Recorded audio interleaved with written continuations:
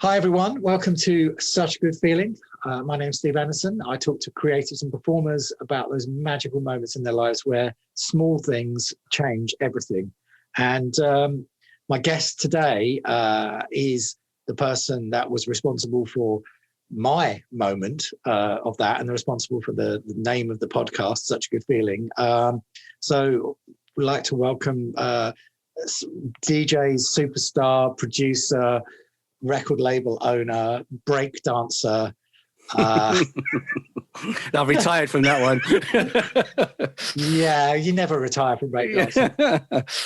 Yeah, obviously, global DJ and, many mix albums and everything. So welcome to my old ex-partner, actually my current partner, because Dave Seaman, we do get together occasionally with a big orchestra and make a big show.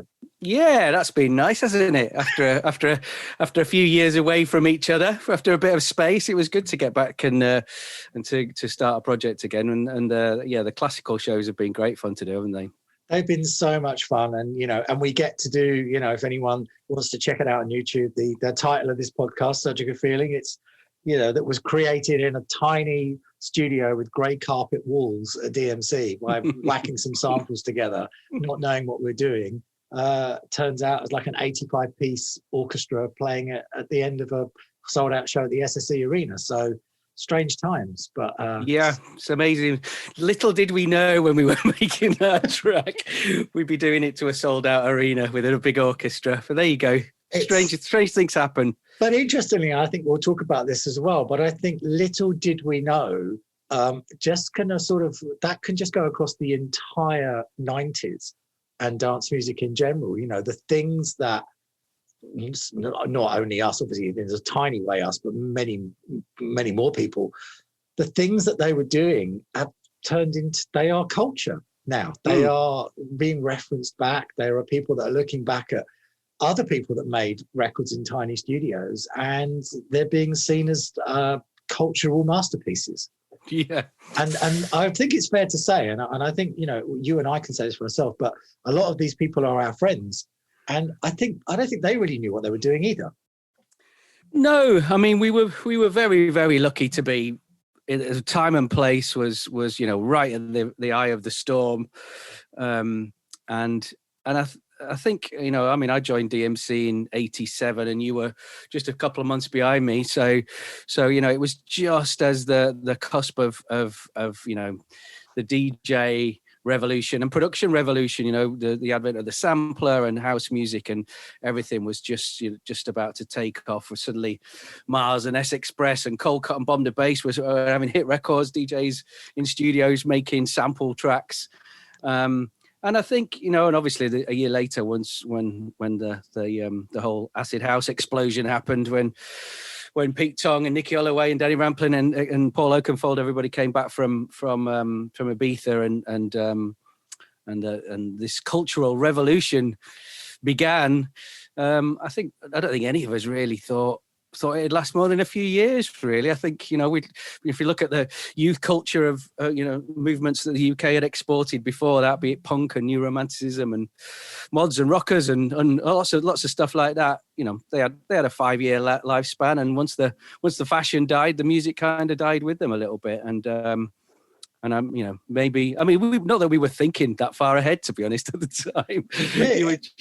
Not at all. I don't think no, it was just, you just did what you did in the day. It was, it was mad. You say, obviously, when you started at the DMC was, for people who don't know, Disco Mix Club was a subscription service that used to supply remixes and a little magazine and stuff. But just go back a little bit before that, before you got into all of that, when you were just a lad in Garforth growing up, listening to the radio, listening to records. What was the kind of music that was played in your house when you were growing up? What did you grow up around before you were of an age to buy your own records? My mum and dad will put my dad's sort of Johnny Mathis thing to one side. But no, they're Barry White, Gladys Knight, Carpenters, the Beatles, of course. There was music going on. I wouldn't say either of my parents were particularly musical, but I kind of, became obsessed with listening to the radio. Really, at that time, that was my access to music. So it was very much about chart hits, really. And I started collecting records from a very early age and pilfering people's collections, going to various family members and seeing what records I could borrow, in inverted commas, for a while and never give back. Yeah. And so, yeah, I mean, from about 8 or 9, I think I started collecting vinyl. So that was where it all sort of stemmed from. I went on holiday a couple of times with my parents and saw, the DJs setting up and playing music to the people in the hotels we were staying at. And one time I was, my mum and dad sort of let me help the DJ set up, and I was allowed to stay up a bit later. And that was it. I was hooked at that point. So yeah, I always wanted to be a DJ from a very, very early age, way before DJing turned into what it was now. When did you first get your try on the decks, shall we say? I used to sort of hang out and watch the guy who was doing the school youth club, school disco, on a Tuesday night at the junior school disco. I used to watch him every week, and he was ill one week, and there was a kind of a last minute thing, and one of the guys who ran the disco said, "Oh, you know what you're doing. You've been watching him, haven't you? And you've got some records. Can you fill in?" And yeah, I'd already got quite a little collection going by that point. So that was it. Yeah, that was my first time. And that was presumably sort of in the old days of the kind of, just a basic couple of turntables. I mean, we weren't talking about mixing. This was just like playing records going into other records. Do you remember the first time you actually got a chance to kind of have a go on some kind of decks that allowed you to do vari-speed and mixing? Well, yeah, that would have been just before I started at DMC. I mean, for all the time through my teenage years, I was using the old FAL double deck, the belt driven. There was no chance of mixing on that, or mixing properly anyway. You could give it a go, right? With various results. But yeah, I think I had a couple of goes on some techniques in nightclubs. I entered a couple of competitions in like Mr. Craig's in Leeds, to the best DJ competition, and so I think I got a chance to play on Technics at that point. But really, it was once I started at DMC, that was when I got a chance to really get into that kind of thing. As I say, it was just perfect timing. It was just as the whole DJ as artist explosion and kind of was just taking off. So I couldn't be better placed. Eye of the Storm. Do you remember the first time not the mobile disco and not kind of moving forward to going to like the bigger clubs, but do you remember the first time you walked into what would be described as a club and think, hang on, this could be for me? Would it be? I mean, early memories of clubs was, I mean, in the UK, I used to go to Rooftop Gardens when I was underage. Probably about 16 was the first time I kind of actually got into a nightclub. I was quite had quite a baby face, quite young looking, so getting in wasn't so easy if you went underage. But I did go to a couple on holiday actually. Magaluf, Bananas. Nice. in Magaluf. I think I managed to get in a few of those. Yeah, I remember being in one of I remember Frankie Goes to Hollywood. When Frankie Goes to Hollywood, Trevor's 12-inch of Relax came out, and hearing that in a nightclub with all the lights and smoke machine and everything going. Yeah, that's a memory that does stick. But that's it. I think, I like those stories. There's a kind of romance in that where you just kind of go back to that moment, and then you just think, okay, and you see this somewhere in the smoke, and there's a guy or a girl or whoever at the top of it. And they are in control of that night. They are in control of that entire audience. Yeah. And that obviously in you, there was a part of you that said, I want to be that person. Yeah, I was obsessed. I was really obsessed, and we're going back to an age, of course, before the internet. So having access to information and an education in doing this was very limited. I mean, I used to get Record Mirror every Thursday with James Hamilton's column, 2 pages a week, and used to devour it and then devour it again and then devour it a third time.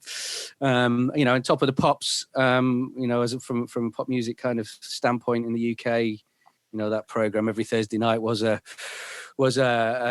that everybody did. Really, it was an institution in the UK. Thursday night at 7:00, and then the radio, and there wasn't very much club music really played on the radio at that point. It was all very, very much pop stuff. Robbie Vincent maybe on the Sunday night on Radio 1, and that was it. It was very, very limited, and I was obsessed with the New York nightlife and the whole clubs, and I was reading about and just getting access to more and more information. I was starved of that of that information. And obviously today you can just go online and you could be there for days down rabbit holes. So I mean, what I wouldn't have given for that kind of access back then. But yeah, it just the more you couldn't have something, the more you wanted it, I suppose, and that became an obsession for me, becoming a DJ. Yeah, and also I think what a lot of people probably take for granted now is that, there, as you say, before all the technology in the Ableton, one of the things that they used to have in Record Mirror, I remember, was when they reviewed something or they did something on it, they would put the BPM, because one of the things you need to do as a DJ is write that BPM on a sticker and put it on the record. Yeah, of course. This is going to sound like the dark ages to anyone, but it's true. We didn't quite wind up the turntables or have mice driving them or anything, but yeah, it wasn't far off. That is true. You would have a record box of whatever records you had. I mean, I started off mobile DJing as well, and they wouldn't be in alphabetical order; they'd be in BPM order. Yeah, and that was how there was none of this snap to grid stuff. It was like BPM and key, right? That's what it was. Yeah, that was the Bible of how to mix. Yeah, well, even key, I didn't even get into key until I started DMC, really. Yeah. I remember Paul DeCane showing me the keying of tracks. That was a job that somebody had to do every week. Oh my God! So look, let's just quickly talk. I mean, obviously, it's there are a lot of people that probably have heard this story, but I think a lot of people haven't. So just quickly tell the tale of what got you from Garforth to New York, and then eventually to DMC. Yeah. Well, yeah, I was DJing. I sort of started getting more and more work in Leeds, doing school discos and people's weddings and birthdays and all that kind of mobile disco circuit in my local area. And I became a member of DMC, which, as you just mentioned, was called Disco Mix Club. It was a DJ only subscription service where they sent you records and Mixmag. They started Mixmag and got a monthly, which was more of a kind of a newsletter at that point, early days. And so I joined them. They did a convention every year. The DJ convention, which was also included the mixing and scratching championships.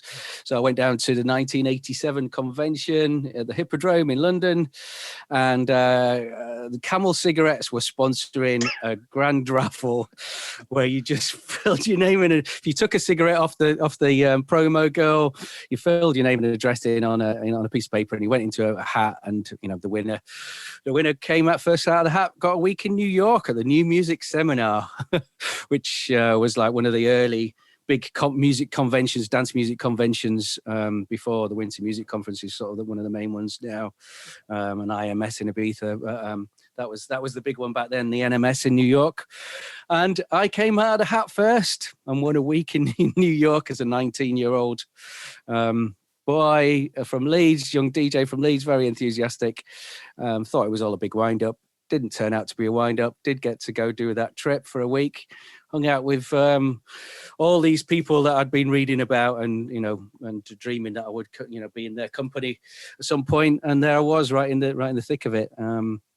So I had a fantastic time, amazing week. And on the final day, I was out shopping, and I was just on my way back. It was a fun day of the week we'd been away, and I stopped at McDonald's just beforehand, and went back into the hotel, and all the people from the industry were all stood around in the foyer, just about to go out for dinner, and they said, "Oh, do you want to come for dinner with us?"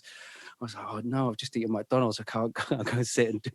I said, "Well, where are you going to go later?" And they said, "Oh, we're going to go to Nell's."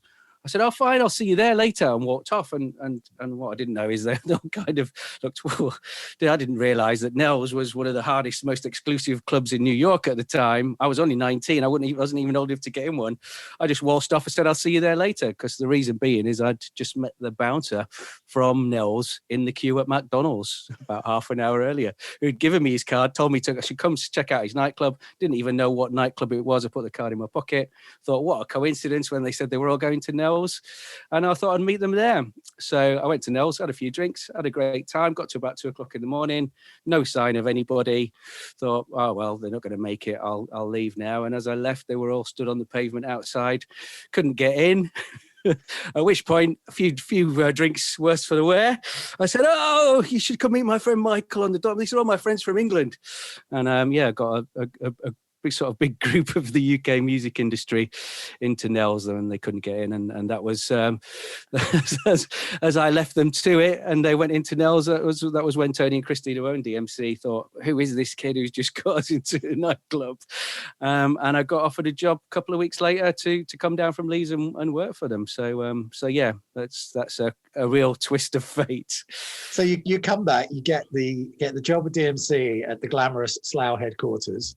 Yeah. And do they put you to work straight away on the magazine, or are you doing some other making tea, doing subscriptions? Yeah, I mean, I got offered the Christine sort of rang me up and said, "I don't know what we want you to do, but we just know we want you to come and work for us." So I was just T-boy to start off with, and kind of just got sort of thrown into a few different jobs. I was in the studio with Paul Duquesne for a while, and I was helping out on the magazine on Mixmag with John Mayo, who was the editor at the time.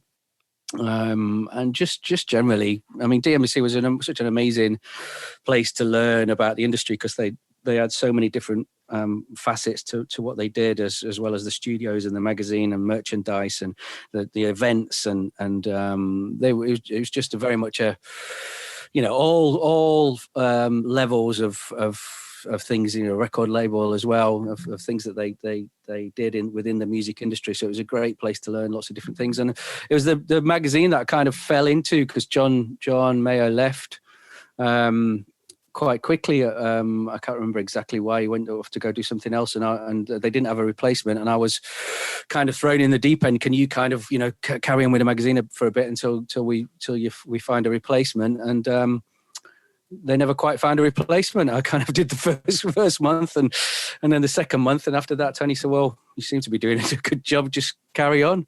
And that was. That would have been May 1988. So again, it's an amazing time to talk about perfect timing to be starting a dance music magazine, just as the whole revolution really gathered pace.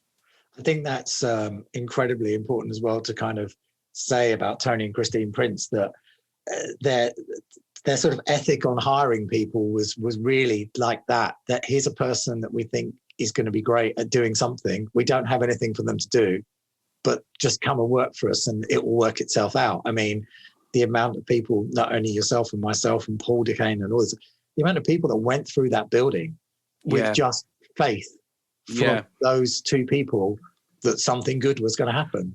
Yeah, it was about personalities and just people that had something about them, had a spark, just were alive with enthusiasm and were willing to really put in the hard work and a lot, like you say, a lot of talented people went through that building. So so DMC was on 2 floors. Downstairs was the studios. Upstairs was kind of the main hub of DMC and Mixmag and everything like that. I kind of turned up about sort of 89, 90, doing the same thing. Got phone call from them. Do you want to drop everything you're doing? I was working at a bank, come and work for us for very little money and no sleep. And I was like, yeah, I'm going to do it. And did the same thing. So you're sort of upstairs, I'm downstairs. Your memory is better than mine. I can't remember I don't actually remember the first time that you and I at any point said, shall we go and try and do something together? Was it a remix? I think, you've obviously been coming in to drop, because you were doing stuff with Jason as Mixbusters. Yeah, so coming in. We were doing coming in. Stuff. Yeah, you were coming in sort of once a month to drop your mix off. Yeah. So we'd met a couple of times, but then when you started work, I think actually coming in and working there full time, I think we just bonded over certain records. I remember us bonding over the Pet Shop Boys album, which is ironic as to what was to unfold straight afterwards. But I remember, left to my own devices. I remember that album came in on cassette, and we were just both in awe of the production. And so there was, and obviously I was going out a lot to up and down the country. I was going to the Hacienda and things like that, and was coming back and relaying all these stories about these records and stuff. So. I think it was just a musical bond really that started off, and then you were doing mixes, and there was one. It was Style Council, wasn't it? Promised Land. Yeah, that was the first one. Yeah, that was the first one. Kind of decided that we were going to. I think I was working late one night, and you were going to start the remix, and we decided we'd have a bash at it together, and that was where it all stemmed from. So I think also there was also a thing where, not in the remixing thing, but I used to do the end of year sort of kind of cool club mega mix, and I remember we just called it Taste of Paradise, and I remember I was plundering your record collection for that, because that was, it was, whether it was Hacienda or Shelley's, it was very much it wasn't the biggest club records of the year, it was the biggest kind of, at that point, probably garage house records of the year. So I remember doing that, and then as we kind of went along, you were kind of creeping downstairs and I was creeping upstairs and sort of joining you to do some bits and pieces for reviews. And for a little while there was a little spin-off to Mixmag called Mixmag Update, which was a weekly sort of thing that went out, and just had tons of reviews on it. And we just had a huge amount. For a little brief amount of time, we wrote a column called Mud, MMUD, which was kind of just scandal and gossip. And we were the 3 a.m. girls, basically. That's what we were. We as you said, I started to come downstairs to the studio a lot, and you started to come upstairs and started doing reviews, and we did the column together. And there was this cross-pollination of us spending it. We to be fair, we lived and breathed that building. We never left, so we were in each other's pockets. We actually slept there a lot of the time. When it was a Mixmag deadline, I'd be 48 hours plus without having any sleep and living in that building. So we used to go through the night a couple of times, because that was again pre desktop publishing, pre everything being done on a computer. It was scalpel and spray glue for all the scalpel and spray glue and sleeping in the downstairs office so you could be awake at 4 o'clock when the proof started being, let me say the word, faxed through. Being woken up by the fax machine. Being woken up by the fax machine. When the one thing I still say to this day, and it's to the annoyance of most of my friends, the one thing that never ever leaves you when you work on a magazine is proofreading. I am the grammar police still. It never ever, it's just like, it's awful when you do it and you make your own spell checks. Like, oh my God, how can you do that?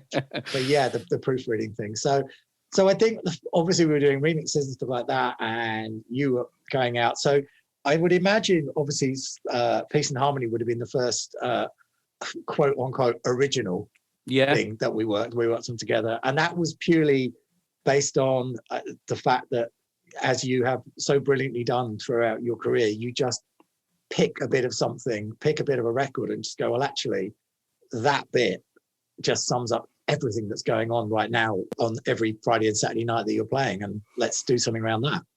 Yeah, it's magpie culture, isn't it? Sampling culture. Creative thieves, I think we'd like to call it. Yeah, we did call it creative thieves. I mean, obviously sampling culture was massive back then, and still is. The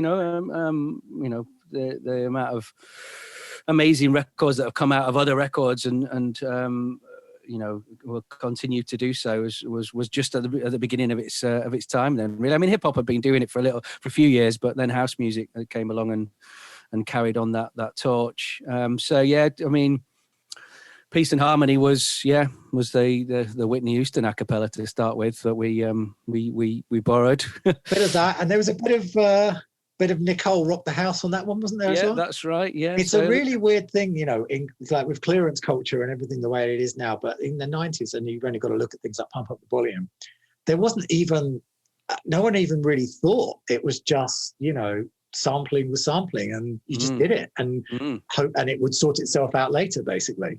And there was a sort of a naive freedom about that. And so much so that when we did finally release Peace and Harmony, we got then an unknown Dina Carroll to come in and be Whitney for us, because we couldn't obviously clear the Whitney sample.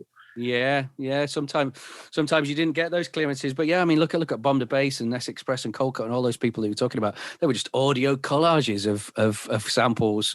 So it was rife at that point. And as you say, with the Whitney one, we didn't manage to get it cleared. So that happened a lot, where you got somebody in to re-sing a particular sample that you couldn't get cleared. And that was the first one for us. It was, I mean, Peace and Harmony was very much made, you know, from my mind with the Hacienda dance floor in mind. That was, you know, it was kind of going to the Hacienda week in, week out, and knowing exactly how that dance floor was working, coming back with all these ideas of how we could put our own tune together, and that's what we did, and that's how it started. Yeah. So we get Peace and Harmony comes out, and then we do this follow up. At some point, we've decided to call ourselves Bros in Rhythm. I'm sure it's a title of a compilation album, and I think it was probably not even. I think we were called that when we were doing remixes for DMC. I think that was we just needed a name quickly one night, and I think there was a compilation album that said Brothers in Rhythm on the front of it. Literally in front of it, like we looked in the record box and went, that will do. That's what this podcast's about.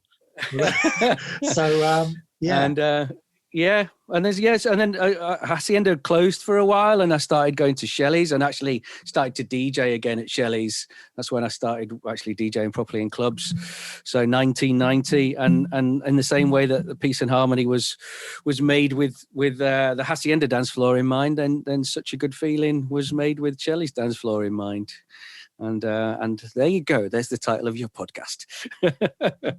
Describe Shelley's for people that don't know, because Shelley's was not a big club, was it?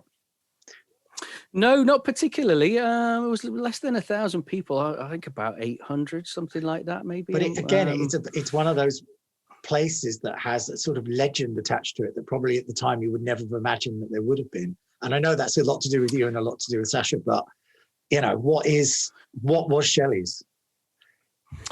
I mean, it was just, again, a moment in time. And with the Hacienda closed, people were looking for somewhere else to go on a Friday night. This little old commercial club in Stoke-on-Trent, Shelley's Laserdome. I've got a friend, actually, Gary McLarnon, who was one of my photographers, one of my main photographers when I at Mixmag. And he decided he was going to start, you know, promoting a night. Asked me if I wanted to DJ, because Sasha was only wanting to do 3 weeks out of every 4. And so we started it in, I think, August 1990, and it just exploded. It was the time and the place, and the scene then was so exciting, so vibrant. People were living for the weekend. The music was so exciting. And yeah, that place, I said this in a post recently, actually, that place contained enough energy in that place to power the national grid. It was crazy. I mean, the minute that the doors opened, people would run in there and run onto the dance floor and start going wild to the warm-up records. It was just an amazing, certainly for 12. It lasted for a couple of years, but the first 12 months were really, really special. It was an amazing atmosphere. And outside of the little record we made, can you sort of roll off 2 or 3 absolutely definitive Shelley's anthems? Oh, like Expansions, Enjoy Anthem, Rhythm is a Mystery, K-Class. So interestingly, 3 songs that went on to be massive chart hits as well. Yeah, Expansions, Move Your Body. Yeah, they all charted, and lots more besides. Yeah, I've got a section over there if you want me to wade through it. Yeah, I bet. How long have you got? The Shelley section. No, but it was uplifting piano vocal house, wasn't it? Really, that's where it was. Yeah. And actually, it was doing what with the technology and everything. Then, you know, if you want to make potentially a comparison, it would be that sort of a version of what the Paradise Garage was doing years before in a feeling. Would you to say that would be true? Yeah. What I mean, sort of joining the dots further back, even Northern Soul, what Richard Serling was doing in the Northern Soul scene.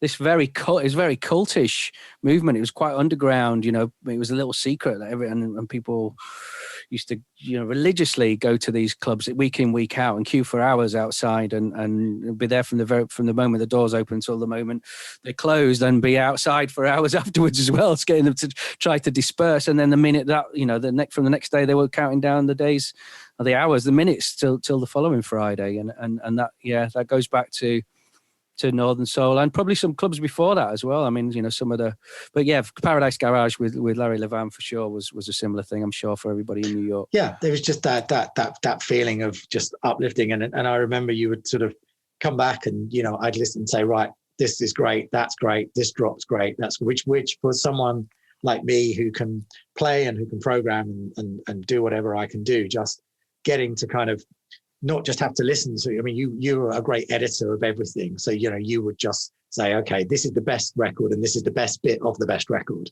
So for the work that we did together, that came in really handy, especially when we started getting commercial remixes. Although weirdly, the first commercial remix we ever did for the Pet Shop Boys was not a house record.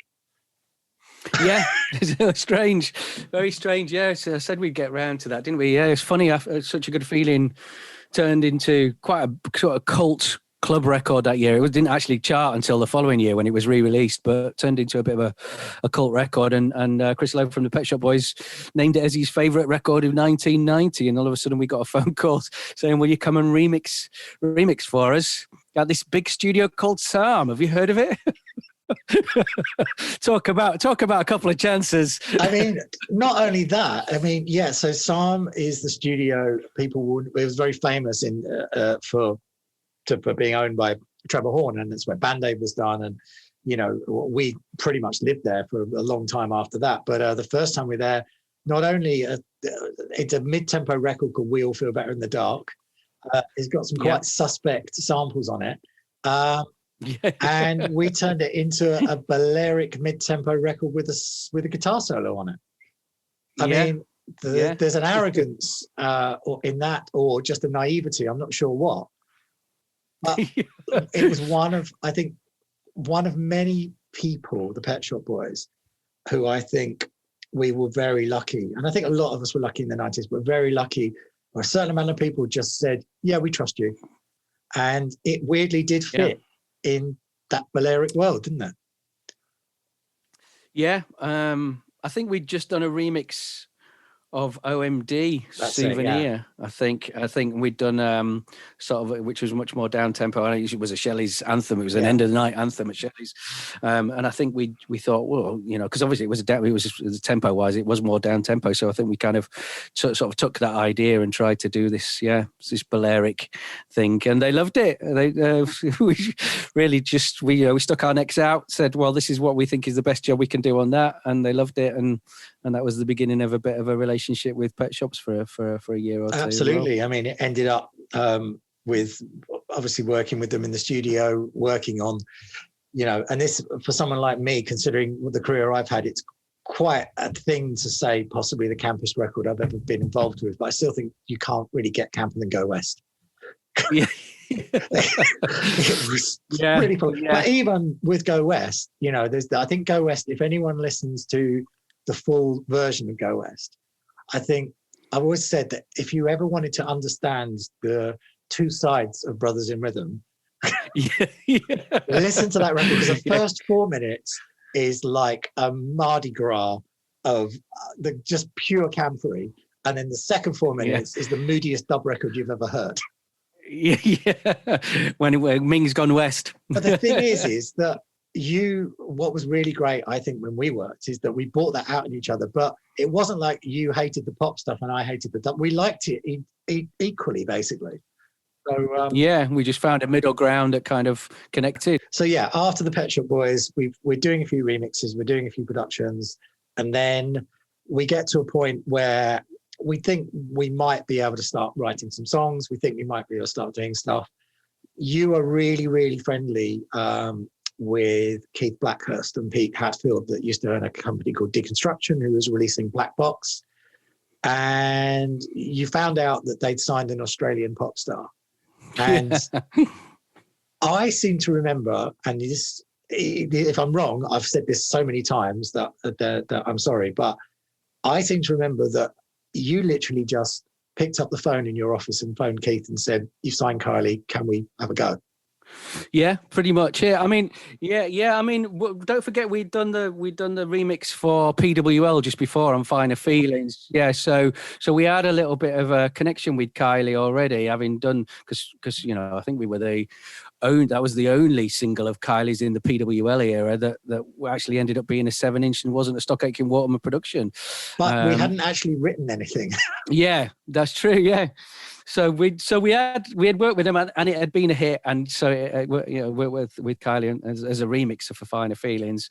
So I felt emboldened that I could, and we'd also done some stuff for Deconstruction at that point as well. So that had been successful, and we were doing a lot of stuff around that time. So I think we were ready. Again, we were ready. I think we were ready to get into doing more writing. So yeah, it was time to stick our necks out and say, right, let's try and do it for Kylie. And yeah, I did pick up the phone and said, "Keith, well, I don't think he had anything to lose, really." It was one of them. Well, yeah, all right, give it a go. You're doing some great remixes at the moment. We'd produced for the Pet Shop Boys by that point. So so I think for them to think, well, we could handle it. I think they got to that point, but songwriting wise we still had to prove ourselves. We hadn't really done anything apart from sample based tracks. We hadn't done any songwriting at that point. And I seem to remember it was a very short amount of time. I think you may have say if you called him on the Wednesday, he said, "Oh yeah, she'll be down on Monday." So we then had to panic and do something. And the legend, which is true, is the fact that the thing that we did was Confide in Me. Were you surprised when they decided that not only did they like it, but it was going to be the first single and her launch back into a career? Honestly, no. I think we knew that we had something really special at the time. For it to be the first single, I was really happy about that, and a little bit, oh wow, that was amazing. But I think we knew as we were doing it that it was something, and it just felt right. It felt like what Kylie, as when she'd signed for Deconstruction, people were almost ready for her to do a bit more of a credible, more grown-up record. She was already heading that way, some of the latter stuff of PWL, but she kind of needed a vessel that could really showcase her growing up, in terms of her age and everything, and maturity as an artist in alongside who she was as a person. So it just felt right. It just felt like that's a perfect thing for her to come back and launch the Kylie 2.0 or whatever she was marked as. So yeah, I had high hopes for that record. I think we both did at that when we were making. And also in the middle of it, you've got a global superstar, so it's quite hard to muck that up. Yeah, everybody was waiting for it. Everybody was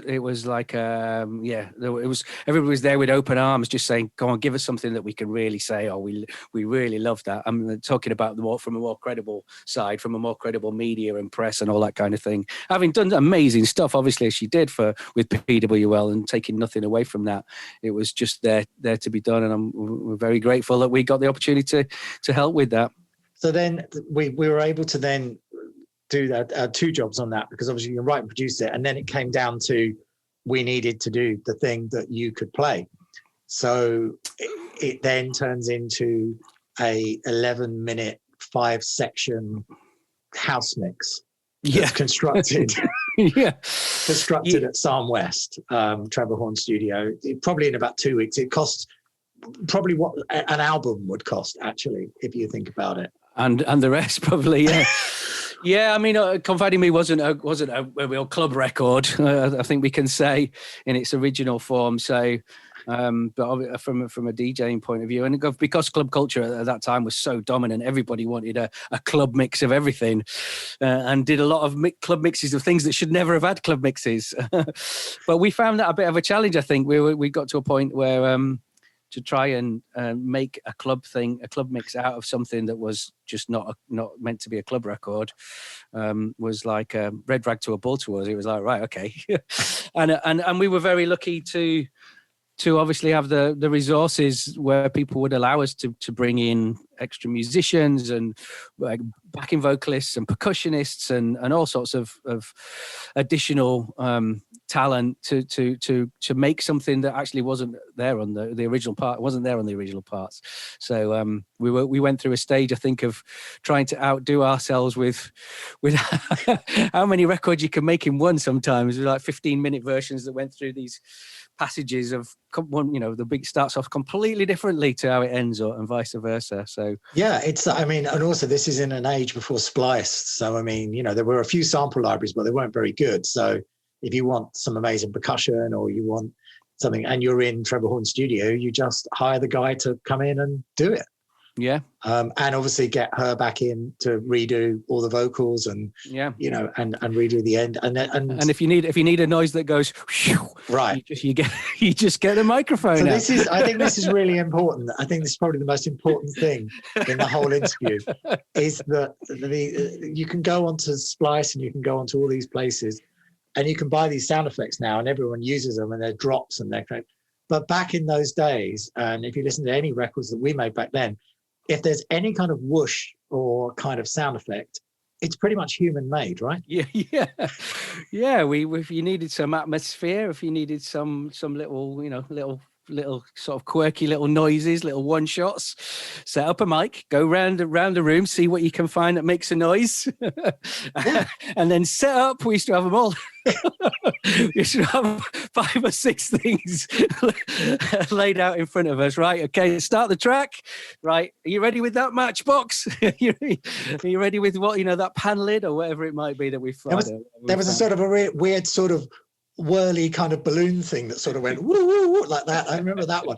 If anyone wants to listen to the front and confide in me, there's in the intro, there's all of it's on there. There's a bit of your dictaphone. I think it's you doing your shopping list into your dictaphone or something. Yeah. And it's all done on these stereo microphones. But remembering, the most important thing about this is we're in the most expensive studio and we're running around on stereo mics making whoosh noises. Yeah. So rustling a little bit of bubble wrap. I'm making funny noises with your cheek. Yeah. Oh, yes. Do you know what? I have to say, I'm sorry, we're really losing the plot here, but I have to say that the little funny noises with the cheek is in Sting. Yeah. In the Sting remix, like one of the biggest pop stars of all time. Yeah. There's a little left to right kind of weird Dave making his kind of wobbly cheek noise. If you think back now, we had a wonderful engineer there called Paul Wright, and he mixed everything else. And just God, how people just let us do. Nobody was there to say what are these idiots doing? Yeah, we just had fun. It was just predominantly fun, I think. Yeah, it's just creative possibilities. We just left to our own devices, ironically. Yeah, in that studio, in the studio where that was made. And yeah, it was amazing to be able to be given that opportunity to be able to go off and try all these things. Obviously some things were rubbish, but knowing we've been able to filter the stuff that was good and the stuff that was bad out, and we'd be left with what we were left with. In some of these remixes was there for all to hear. So we were, as you say, it's a whole podcast talking about all this, so I won't go too much on about it, but because we stayed with Kylie, we made a lot of songs to that record. We did remixes, even more, mad, Where's the Feeling, which was another 14-minute epic remix for her. And then we ended up doing remixes for other people. Probably the other thing I'd quite like to talk about when we're in this era is that because we'd made this record and we've been sort of seen to be allegedly knowing what we're doing, we get given the biggest boy band in the country to produce their album. What do you remember about producing Take That? Oh, it was. I remember it was a fun time, but it was a weird time as well. It was quite even given everything that we'd very very quickly learned, and we'd both been dropped in the deep end lots and lots of times, and had some mad experiences over that first part of the 90s. Take That was another level of craziness. Just because, as you know, as you say, I mean, they were the biggest band in the country at the time.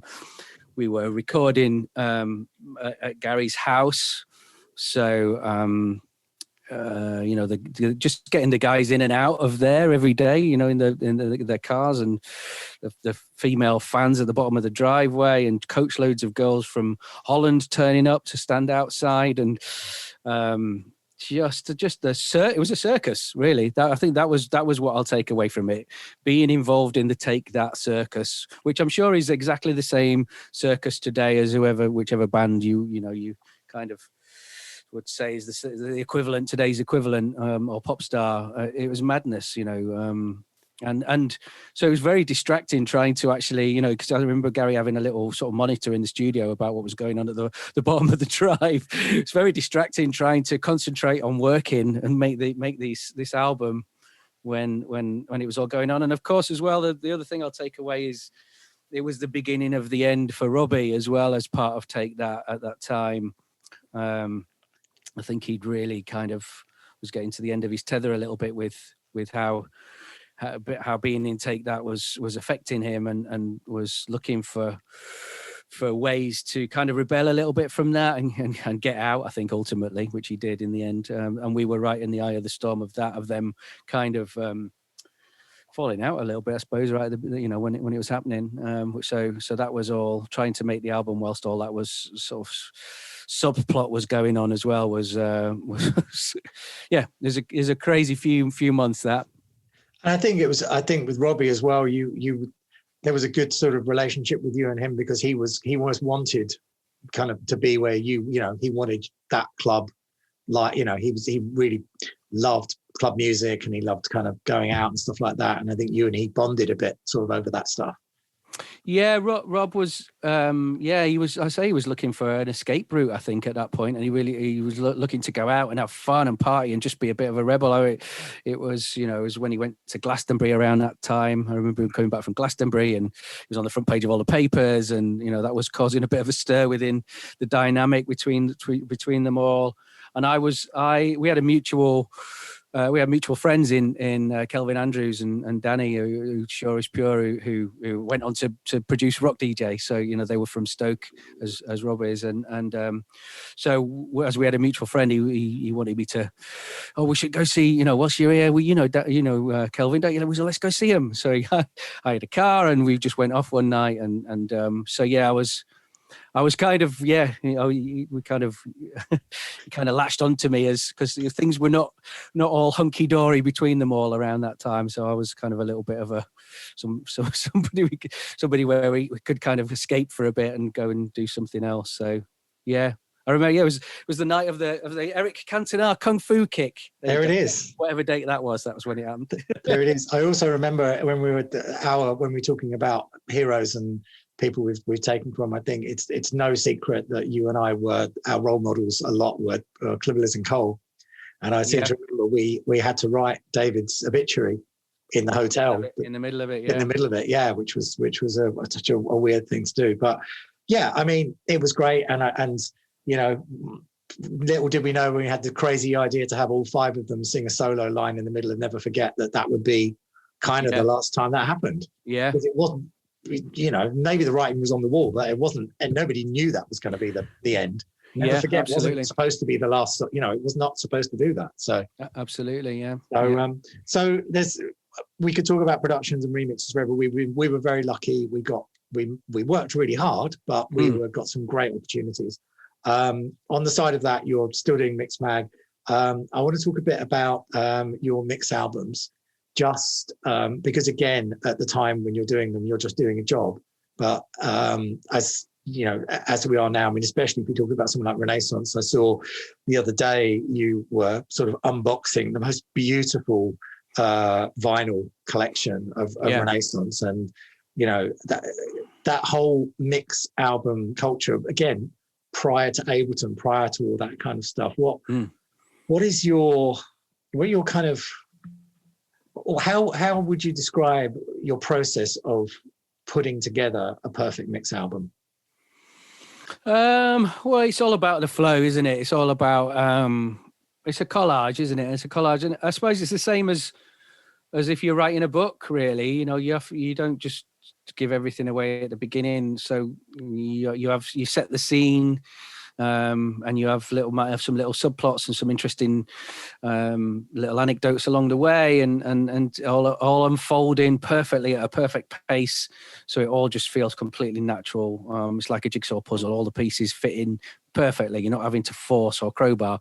Although, to be fair, there was plenty of times when we had pieces that didn't fit, and we felt like we were crowbarring them. But it's the way we smooth things over, and with overdubs and all that kind of thing to make this perfect unfolding flow of a almost making one long piece of music, rather than it being maybe there's 12, 15 tracks, I don't know what it would be on per CD, and they become greater than the sum of their parts. You put them all together and make this piece of art that's more than it's not 12 individual pieces anymore. It's one whole long piece as a collage. Yeah, it can be a long, painstaking, laborious process sometimes, but it's a little bit like a sculpture. Again, you keep on chipping away till you just get it absolutely perfect, and you're left with this final piece of work.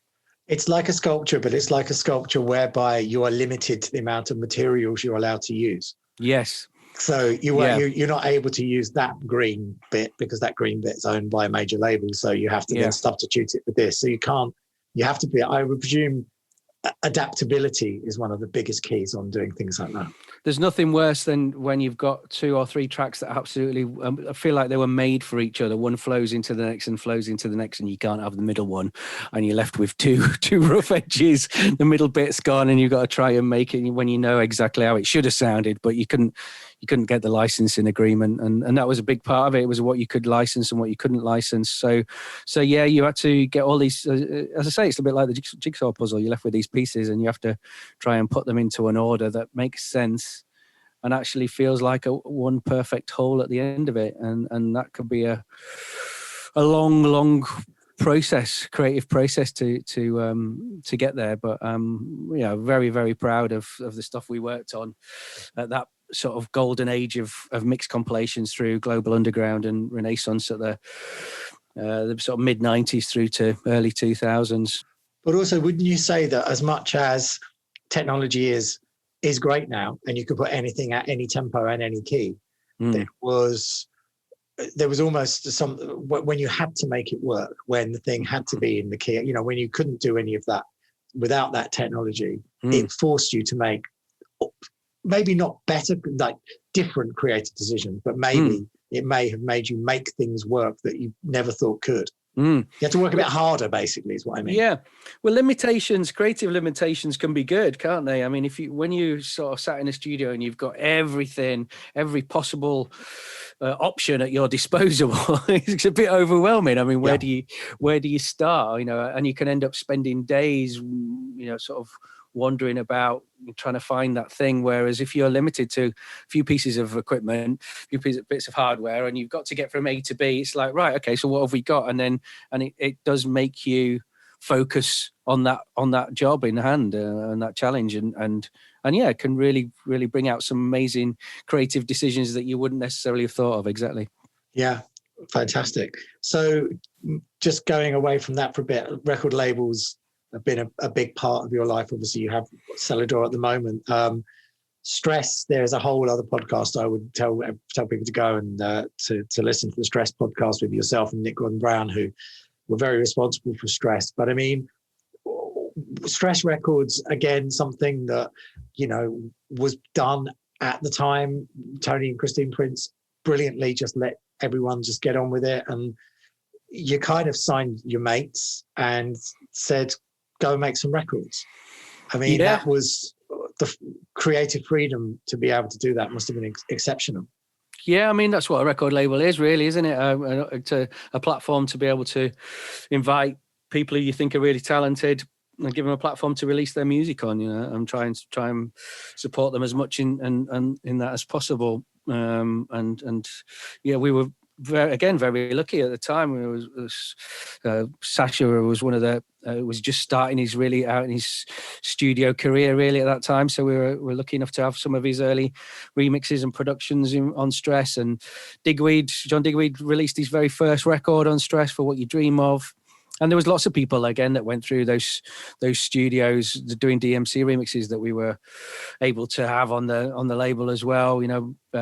Big C, Andy Cato from Groove Armada was some of his earliest work, was there, and even the likes of Danny Tenaglia was an established DJ, but we had a lot of some of his early stuff on there, and James Wiltshire, from Freemasons was in there, and there's lots and lots of people. We could go on for ages. If you listen to the podcast, it's quite good because at the end of it, you've just got Dave and Nick are just shouting names of people that they've forgotten, that they hadn't mentioned.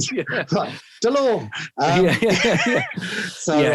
So many talented people again came through that building, and we were lucky enough again to have them on the label.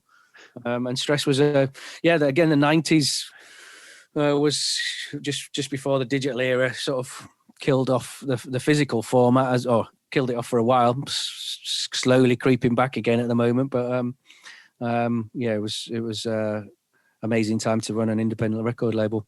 And as obviously a DJ, by then you'd got back to DJing, and you'd sort of got back into doing it yourself. You found yourself in that position of being one of those super DJs that gets paid rather a lot of money to do New Year's Eve at somewhere quite extraordinary. I mean, how is that? But there was no. It sounds ridiculous to say it now, but it was rock star status basically. Yeah, going full circle to where we started on this, and me wanting to be a DJ from 8 years old, having seen a mobile DJ work in a hotel in Magaluf in Mallorca. At that time, I think the biggest ambition that I had and was to just get a Friday night job in a local nightclub in Leeds. I mean, that was the extent of that was the high point, the pinnacle of everything I could have hoped for as a DJ. To suddenly, a decade and a bit later, a couple of decades later, be traveling the world, all over literally. I think 80 plus, nearly 90 countries I've been to DJ now. To do so, to do that original passion to go play music to people and do some of the most amazing clubs and festivals on the planet. Would have been, I just thought you were crazy. But it did turn into that. It really did. The whole DJing revolution culture, which DMC was played a huge part in making that happen. It got to the point where around the millennium where it was just craziness. Yeah, you were just flying here, there, and everywhere, and goodness knows how many different countries on the same day, and it was madness. Which two things. One, for anyone old enough to remember, got you the wonderful accolade of the Judith Chalmers of House. But not only that, you love traveling. Yeah, I mean, Carl. Well, I mean, to be able to do a job that you love, and then to get to travel, doing it as well, and see all these amazing places and meet all these amazing people, and realize that at the end of the day that the music really does bring people together. And I think because a lot of electronic music was. It transcended barriers because of the language. A lot of it was instrumental as well. So there wasn't, although there were a lot of songs sung in English, a lot of it was instrumental. So you didn't have to worry too much about that. So it really did cross borders, cross barriers. And it really, it was one of the biggest exports the UK's had, really. The whole acid house, rave, electronic music movement has gone to every corner of the planet. Crazy. And for a long time, I think, you also had a kind of reputation of the person that if there was a catastrophic world event somewhere, you would be the person that would get on the plane and go and play it the week later. As in, no, it just, you know what I mean? You weren't, there was not, you have played places that other people would never dream of playing. Yeah, I And filled in for a few people that wouldn't go to certain places. Yeah. And you've said to me before that some of those have been the greatest joys because the people are so grateful that you've gone. Yeah. Yeah, very true. I think where certain countries and certain cities are so spoiled, the big epicenters, that they get so many choices and so many DJs and artists going, it becomes a bit nonchalant about it, take it for granted. And the places that are a little bit far flung and don't get quite so much are so much more open and enthusiastic and receptive to people and grateful for people that do go. That the atmospheres and some of the lasting memories I'll have of DJing career will be in some of those places. Yeah. Do you have we've already got many, but do you have one particular sort of pinch me moment that you can think of where you're standing looking out at something playing, you're DJing, and whether it's one of those mad New Year's Eve parties or something, just one moment where you're there, you're looking out and thinking, crikey, how did I get here? Quite a few. I'm lucky enough to have a few moments where I've thought, oh my God, look at that, look at this. I think one of the biggest ones, which I'll still remember, is playing on a beach in Tel Aviv, where there was, I don't know how many thousand people, 40, 50,000 people. You couldn't see the end of them. It just went on and on forever. And I'm just me with a pair of turntables on this stage at the front, thinking, "Wow, look at what this has turned into. Look at this animal this monster that we've created, where it's become like this." And actually being in crowds as well, not just as a DJ, but being in the pyramids, in the middle of the pyramid stage, at Glastonbury, watching Kylie sing "Confide in Me." There you go. There's a moment I'll treasure forever. Yes, a recent one. A very recent one. And obviously, you've carried on DJing, you've carried on doing your thing, even down to the fact that, and we're recording this as we're slowly coming out of the lockdown. And I did sort of see you post something the other day about saying that, you're starting to take bookings and the world is coming back. But I think what I've really admired about the fact, one of the things I've admired about what you've done is you just embraced the whole lockdown thing and said, okay, I can't go out, so I'm just going to just do it from home, but not just the Facebook Live thing. You've kind of really embraced the Mixcloud element and the exclusivity of what you can provide to those people. Yeah, it's been an interesting 12 months, very cathartic in a lot of ways.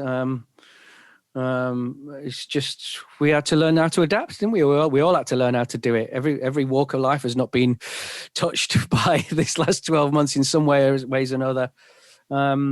And so I just looked at it as an opportunity to do a lot of things that I would not normally have had a chance to do. Not having to travel, get on a plane every weekend, allowed me to do a lot more things at home. Start various other ventures. Yeah, I did a lot more radio shows, as you say, through Mixcloud, and tried to just connect with my audience, people like what I do, in as many different ways as possible. And see, you went down a few places that didn't, a few roads that came to a dead end eventually, but you've got to go down them to find the ones that do work. And I think I'll look back on it with some positivity once we all get out of it. I'm really getting to the point now where Groundhog Day is starting to kick in a little bit, but no, I think I've managed to do a lot of really positive things that will stand me in good stead for the longer game, and come out of it with slightly renewed energy and renewed outlook and of what I actually want to achieve and what I want to be doing. I don't necessarily want to just jump straight back on the hamster wheel as I was in the rat race a little bit. Maybe before, I'll be a bit more careful how I choose to spend my time and what energy, where I channel my energy. So,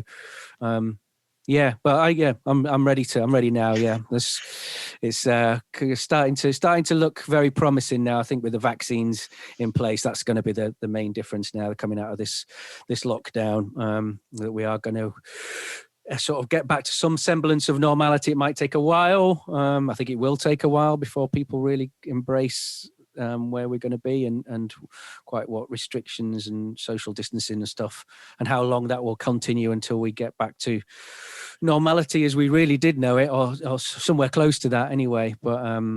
But yeah, I'm ready from July, from sort of, from the 21st of June we've been given in the UK, haven't we, for our big opening, and from July onwards I've started to put some bookings in, and fingers crossed that does materialize. And you've also understood the bane of most people's lives, but you've embraced, and you've had to embrace, self-promotion, social media as kind of almost 50% of your job. Yeah, it's a pain in the bum. I really do.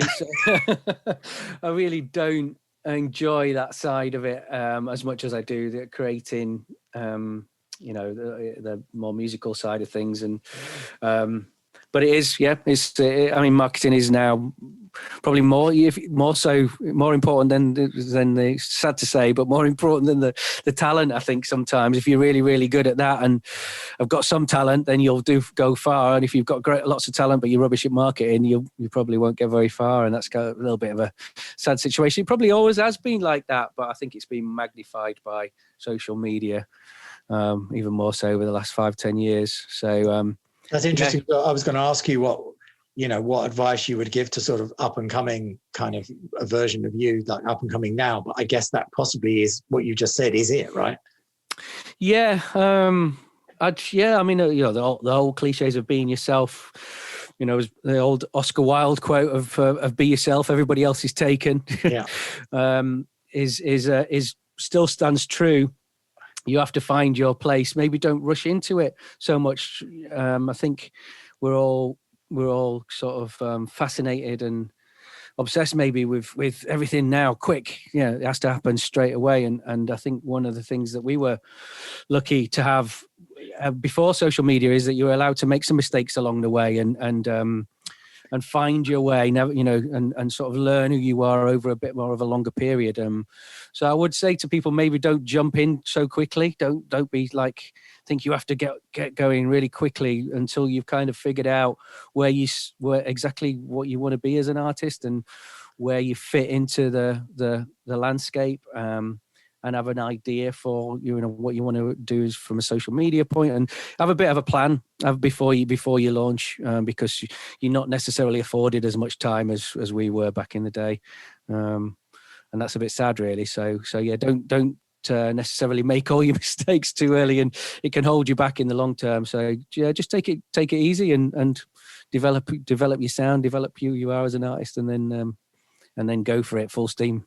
Yeah, I think that's really important to know, that as much as we've been talking about the most incredible experiences and the most incredible records, we made some stinkers as well. So mention some of those. No, but what I mean, we were allowed to make them. We're allowed to make them. Yeah. If you were in obviously that's you giving advice to someone coming up now. Is there anything that you wish someone had told you when you were 18? Is there anything that over this long career that you wish that someone had said, take it a bit easy, or do you think that the mistakes are all part of the journey?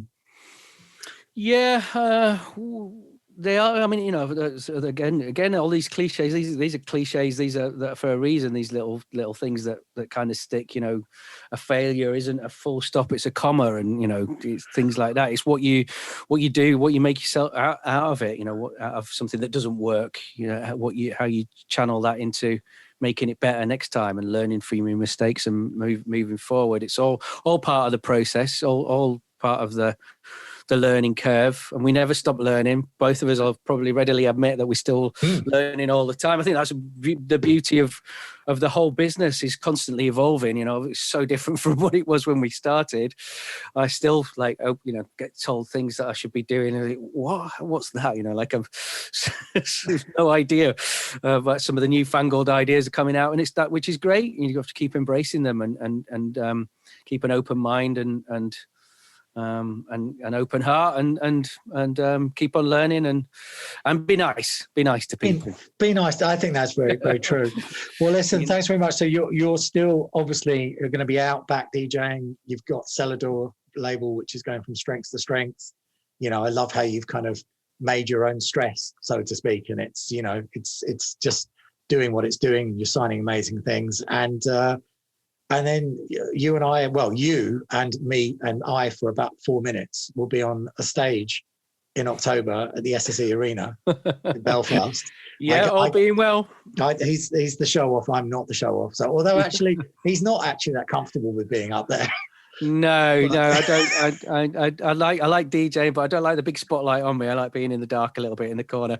DJ booths that are a bit dark and mysterious. That's much more my thing. But, well, I think we can also say that by the time this comes out, the Lush experience will have been seen on the BBC, which would be great for people that have never been there. Lush Classical will have been gone out on the BBC, so people would have seen what a bit of it's about, and it'll be back at the SSE Arena in October. Yeah, it's an amazing night out. Really is. Was very, very pleased that we managed to come back together and do that. Seeing all those. I mean, I've been asked to do a lot of classics nights. There's people do like to get stuck in a particular era and not move out of it, and just want to try and go relive their youth or relive those times, which you can never really recreate something that's gone and been amazing before. But if you're going to do, and I've turned most of them down, but if you're going to do a sort of a classics night, to do them in a completely new way, a new fashion, almost like some of these tracks that have, were made in small studios that are now being played with a 60-piece orchestra in a massive arena with 10,000 people. That's the way to do something new and fresh with them. It's like listening to all your favourites on steroids. It really is a good night out. It's all like, listen to all the clips, soundtrack of your life. They're all coming out now.